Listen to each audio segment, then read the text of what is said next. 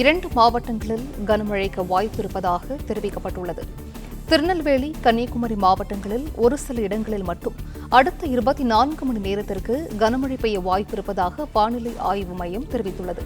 இதுகுறித்த முழு விவரங்களை நம்ம செய்தியாளர் ராஜகுமரன் வழங்க கேட்கலாம். ராஜகுமரன், வணக்கம். இது தொடர்பான விவரங்கள். வணக்கம். தமிழகத்தில் ஓரிரு இடங்களில் அடுத்த 24 மணி நேரத்திற்கு லேசானது முதல் மிதமான மழை பெய்யக்கூடும் எனவும் வரும் 7ஆம் தேதி வரை தமிழ்நாட்டில் மிதமான மழை தொடரக்கூடும் எனவும் வானிலை ஆய்வு மையம் தரப்பில் தெரிவித்துள்ளனர்.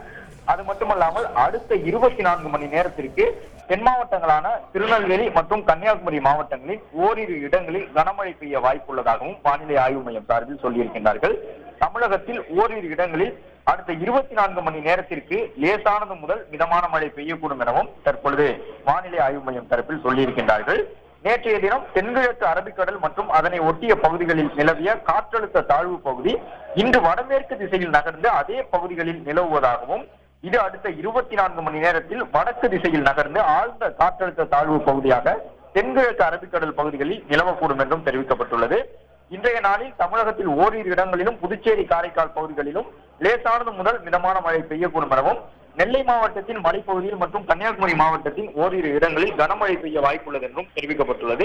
தமிழகத்தில் ஓரிரு இடங்களில் அதிகாலை வேளையில் லேசான பனிமூட்டத்திற்கு வாய்ப்புள்ளதாகவும், நீலகிரி மாவட்டத்தின் மலைப்பகுதிகளில் இரவு நேரங்களில் ஓரிரு இடங்களில் உறைபனிக்கு வாய்ப்புள்ளது என்றும் வானிலை ஆய்வு மையம் தரப்பில் சொல்லியிருக்கின்றார்கள்.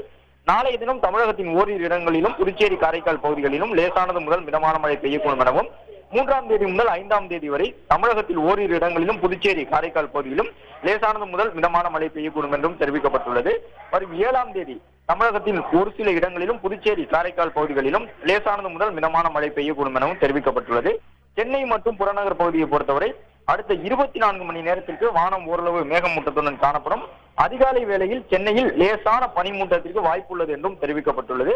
அதிகபட்ச வெப்பநிலை 30 டிகிரி செல்சியஸ் மற்றும் குறைந்தபட்ச வெப்பநிலை 21 முதல் 22 டிகிரி செல்சியஸாக சென்னையில் இருக்கக்கூடும் என்றும் வானிலை ஆய்வு மையம் தரப்பில் சொல்லியிருக்கின்றார்கள். சென்னையில் பனிமூட்டத்திற்கு வாய்ப்பு இருப்பதாக தற்பொழுது இந்த வானிலை ஆய்வு மையத்தினுடைய அறிக்கையில் தெரிவிக்கப்பட்டுள்ளது. விவரங்களுக்கு நன்றி ராஜகுமரன்.